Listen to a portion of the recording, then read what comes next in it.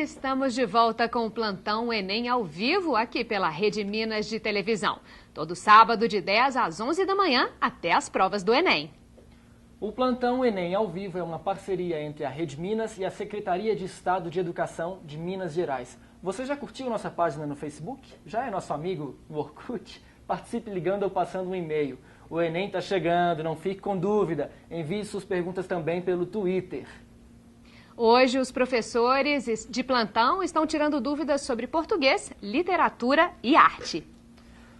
Pois é, Júlia, você sabe como é que se pode compreender uma obra de arte e reconhecer, por exemplo, o estilo de uma pintura? Vamos dar uma olhada no vídeo de arte. Vamos.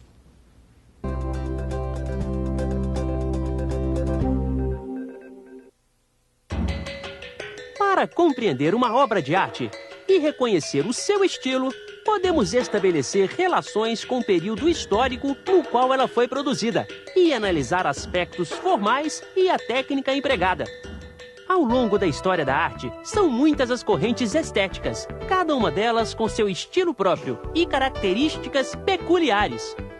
Isso pode ser percebido até mesmo na pintura rupestre, que representa na maioria das imagens cenas figurativas de caça de animais pelos homens primitivos. Já na pintura renascentista, percebe-se um maior realismo e riqueza de detalhes nas figuras. Tons claros e escuros realçam o volume dos corpos e objetos e a introdução da perspectiva. No cubismo, corrente estética do início do século XX, a geometrização das formas e volumes. Não há um emprego da perspectiva, portanto, não existe a noção de profundidade nas composições. Considerado um divisor de águas na história da arte ocidental, o cubismo recusa a ideia de arte como imitação da natureza e rompe com a figuração naturalista tradicional. O surrealismo é considerado a arte do irracional, do subconsciente, do fantástico. O termo surreal significa aquilo que se encontra além do real. Foi uma corrente estética que surgiu também no início do século XX na Europa, associada aos estudos psicanalíticos de Freud, e tinha como característica explorar nas artes o imaginário e os impulsos ocultos da mente. Na maioria das vezes, as imagens e cenas representadas numa pintura surrealista só são concebíveis no mundo dos sonhos. É a justaposição, a colagem de objetos desconexos em associações à primeira vista impossíveis. O surrealismo mobilizou diferentes modalidades artísticas como escultura, literatura, pintura, fotografia, artes gráficas e cinema.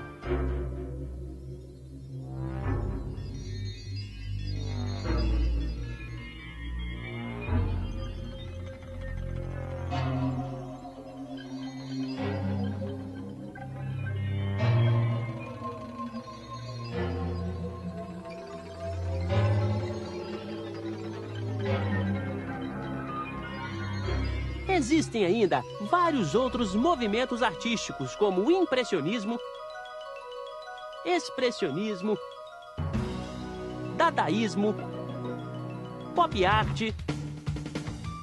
Anote aí, pesquise na Enciclopédia das Artes Visuais e na Linha do Tempo das Artes Plásticas.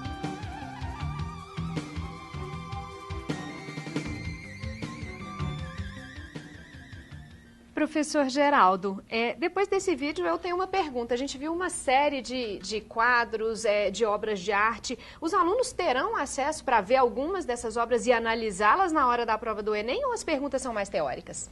Não, na realidade, examinando as últimas provas do Enem, eu constatei que tem uma relação intrínseca com a língua portuguesa e eles apropriam, sim, de imagens de vários períodos, em muitos casos, para definir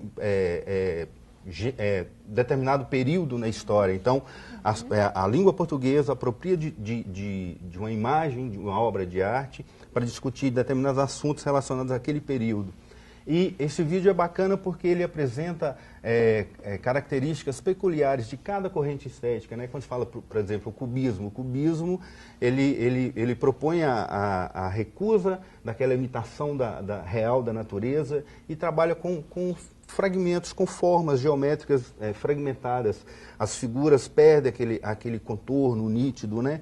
Então, outras correntes, o expressionismo, por exemplo, o expressionismo já trabalha com a desfiguração, as figuras são distorcidas e o artista quer mostrar mais o que ele está sentindo internamente, valoriza mais a expressão interna, a expressão interior do artista.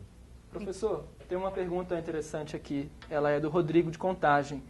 Ele pergunta qual a diferença entre arte moderna e arte contemporânea. É bacana essa pergunta, Rodrigo. É o seguinte, são dois termos, são diferentes e a maioria das pessoas confunde realmente. E são correntes que trouxeram inovações para a arte, tanto as correntes estéticas modernas quanto as contemporâneas. A maioria dos críticos diz que a arte moderna começa no expressionismo, no final do século XIX, no impressionismo, no final do século XIX. Por quê?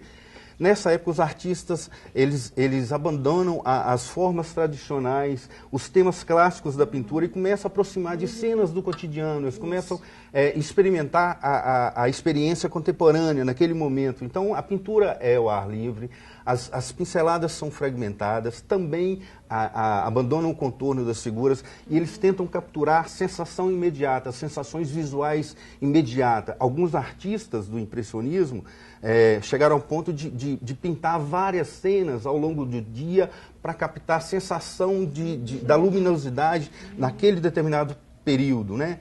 E a arte moderna é um período abrangente, não é só dessa época, ele vai até a década de 60. Então, esses movimentos, futurismo, surrealismo, dadaísmo, cubismo, eles estão inseridos na proposta das vanguardas modernas. A arte contemporânea ela já vem com outras conotações, com outros questionamentos. Os artistas contemporâneos introduzem questões sociais com as suas obras, questões políticas.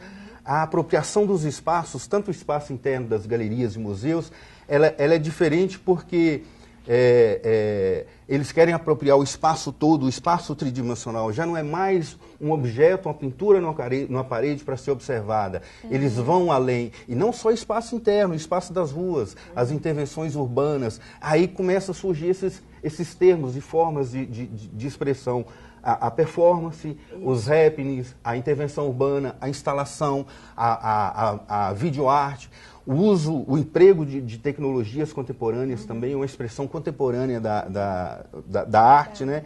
Então, os artistas contemporâneos, eles não precisam mais só da matéria para produzir sua obra. O conceito, a ideia, a atitude, a ação do artista é fundamental na arte contemporânea. Então, assim, existe essa diferença e ela é importante o aluno saber dessa diferença para poder acertar nas questões.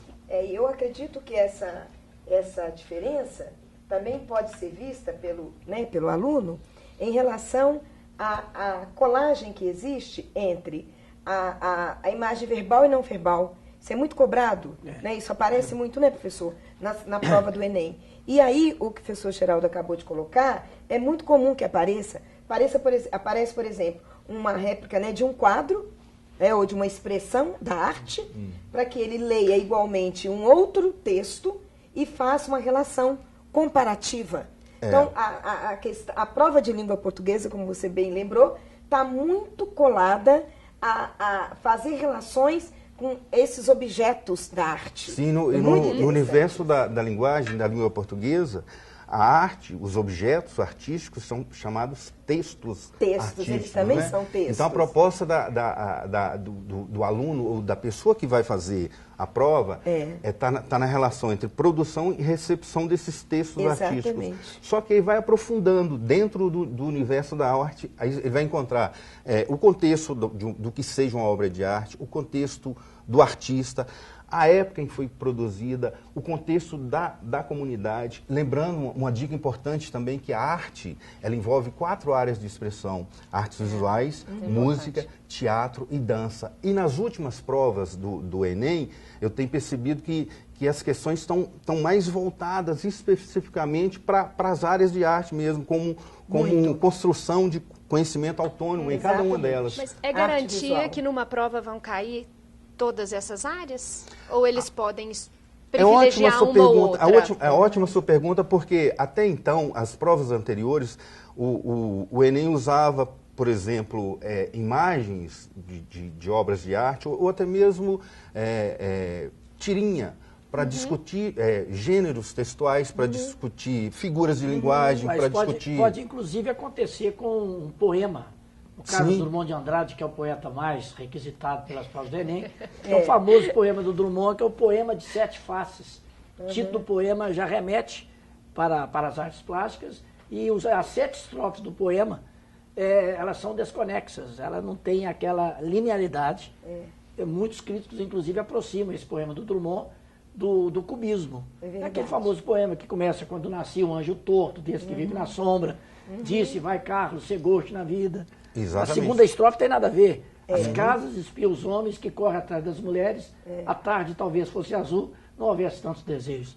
E vai por aí afora, uma quebra de linearidade. Sim, essas questões elas se misturam, se miscuem mesmo.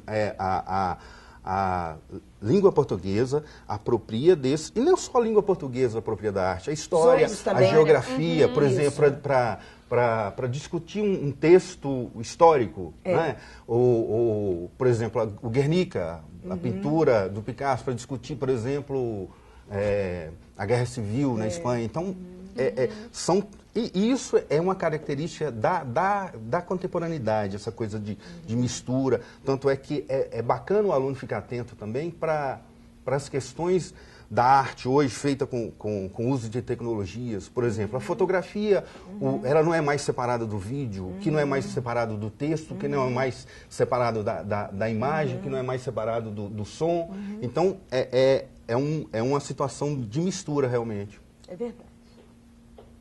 Ok. Rafa, tem mais alguma pergunta aí chegando? Tem sim, olha, é uma pergunta da Clarice de Juiz de Fora, falando em contemporâneo. Ela quer saber especificamente o que é arte digital. Bacana a pergunta, bacana porque a gente também está em contato com isso o tempo todo.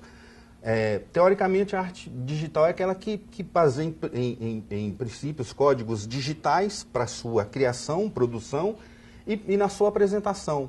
Mas a arte, na realidade, a arte digital engloba mais coisa. Uma dica importante é associar, pesquisar sobre arte e tecnologia.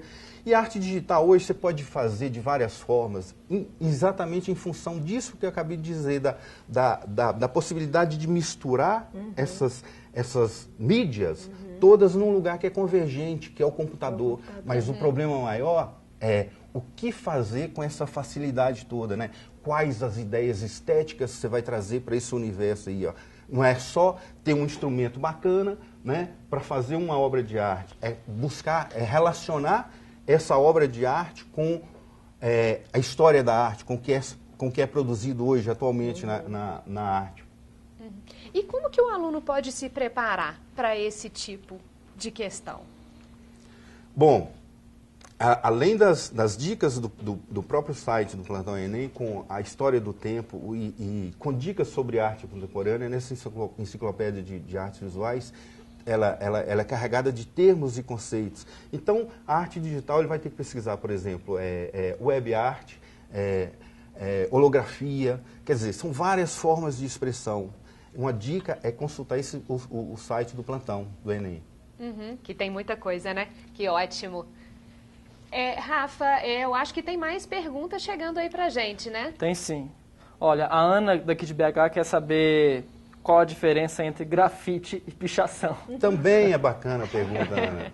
É o seguinte, são imagens, né? São imagens que estão no dia a dia de todo mundo no espaço urbano. O grafite e a pichação. Mas é bacana se a gente puder comparar os dois. Por exemplo, O grafite ele é considerado uma forma de arte, street art, né? Arte urbana, arte de rua. E o grafite ele procura compartilhar aquela imagem. É ao contrário da pichação. A pichação é uma forma agressiva de intervir no meio ambiente, né? E não tem uma proposta. O grafite ele busca propostas estéticas. O grafite ele aproxima com a arte. A gente anda nas ruas e vê imagens diferentes, de desenhos bacanas, diferentes, de cada lugar um desenho diferente. Na pichação, não, isso não acontece. As assinaturas são repetitivas, né? Os registros são padronizados, né? Então, inclusive, tem outra questão, existe a lei de crimes ambientais que estabelece pena e multa para pichação. Em caso, por exemplo, de pichação em monumentos, né, tombados pelo patrimônio artístico, essa pichação, essa multa, ela é dobrada, ela dobra.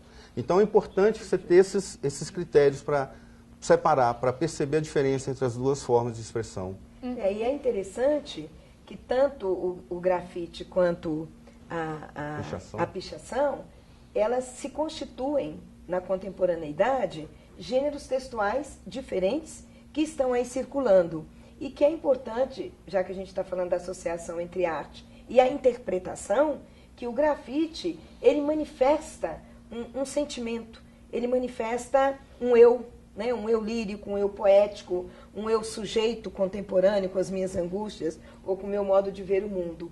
E que, ao contrário, né, a pichação, ela já é uma forma de imprimir uma marca de ruptura, de protesto, e que tem a sua função, mas que não é a mesma do grafite. Acho que é muito importante muitas vezes que quem vai olhar esses gêneros fique atento como manifestações, mas que tem, na contemporaneidade, sentidos diferentes. E a pichação, muitas vezes, o pichador quer registrar, quer marcar um domínio. Isso. Ou então, muitas vezes, ele quer aparecer com aquela assinatura, ele quer aparecer para a sua comunidade, para a sua tribo.